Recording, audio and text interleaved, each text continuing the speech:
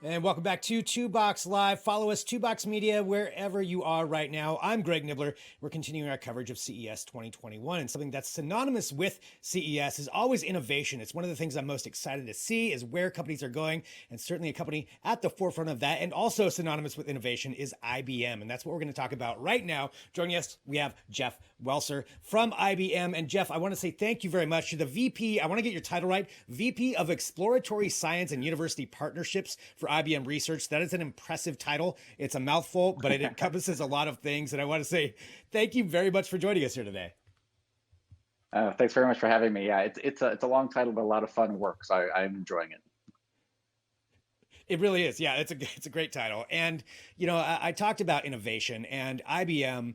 It's something that, I've followed what the company does for a long time, but what you've been doing now for, I believe it's 28 years in a row, is leading the U.S. in patent applications. And that's a lot to try to understand. And I wonder if you could kind of make sense of that. I know it's a big thing that you just accomplished with this report that just came out, but can you talk a little bit about patents and why it's such a big deal that IBM is leading this once again? Yeah, sure, absolutely. So patents have been part of our culture from the beginning, and really, it's really part of our innovation culture as a whole. Because obviously, patents aren't the only thing we do to produce technology. We do publications regularly. We actually work on the open source community quite a bit. But patents has been sort of the heart and blood of innovation for many years, and we're very proud that 28th year in a row now we have more U.S. patents than any other company, just over 9,000 this year. And really, when we think about it, it's not just the sheer number, but where are we choosing to do those patents? And for IBM, the areas that we care about the most: AI, hybrid cloud, quantum computing, and security, cybersecurity.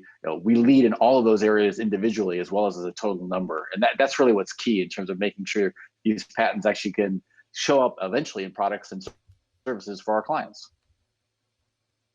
Well, and you mentioned, all those categories that you just talked about are certainly at the forefront of the entire world of technology really right now. And AI, I just want to kind of talk about that a little bit, artificial intelligence, and what a huge role that plays, not only in the products that we get, but also just how everything runs in the background. And I know there's been issues with AI, there's been advancements in AI, there's all kinds of different things. And for you, for IBM, what are some of the big challenges you're tackling right now when it comes to artificial intelligence and these innovations and patents that you're getting? Where we really focus our AI work is on the things that our clients are going to be using the most. So things like natural language processing, the ability to read contracts and documents and understand them, to do talks to text and text to talk, to be able to think out ways of using it to maybe have better cybersecurity in your data centers, or even ways to actually help it generate code for you, to actually help you write programs and code in the future. So we really focus in those areas and finding ways then to use it to help in specific client problems. So for example, one patent that we were highlighting this year was a patent that can listen to a conversation, say in a customer service center, and detect the tone of the conversation. Is it cheerful? Is it happy? Is it frustrated? And then use that information to maybe help figure out how they can improve customer service in the future. Because obviously a lot of communication is not just the words, it's the tone and information that goes back and forth. That's something that I could see being really valuable for a lot of reasons. Also, just even like artificial assistance and understanding, the tone of frustration if it keeps playing the wrong song. Just seeing different applications of that. Tone, definitely big. And understanding with AI. Something else that you're working on, and it's a word that gets tossed around a lot. I think for a lot of people, it's and this is me included, it's still a little bit hard to understand what the ramifications are. But when we talk about quantum computing, and I know that's something else that IBM is certainly at the forefront working on, can you talk to us just a little bit about that and where some of the advancements you think can come from some of this work that you're doing? And quantum computing really is sort of a next generation of computing that can solve problems that could not ever be solved, and the biggest supercomputer you could possibly imagine in the classical world. And these are problems like quantum chemistry or materials manipulation, but there are also things like financial analysis and risk analysis, or even machine learning and AI. So a lot of application areas that we think it can have an impact on. The challenge is that we are just now getting to the cusp of the quantum era, where we're getting systems that are built large enough that we can start to use them for real applications. We're still a couple of years away before they could really be used to actually have a real business value, but we are continuing to do the innovations necessary for it. And so it's everything from continuing to make the hardware itself better. So one of the patents we were highlighting was one that helps with something called frequency collision between qubits, which basically means the qubits are noisy, they interfere with each other, you can't do good logic gates with them. But that's sort of on the geeky end. On the other side, we also had a patent on a better way to map a risk algorithm onto a quantum computer, which would be of great interest to the financial industry. And it's one of the reasons that a lot of the members of our quantum computing network right now are people coming from banks and financial institutions, as well as the people from the universities and the government and materials companies and science companies. Well, and yeah, all those different kinds of ramifications, different applications that could come from that. I think that's something that even if people are unfamiliar with it right now, you're going to become familiar with it really quick here within the next few years about some of these different things that we're going to be able to do.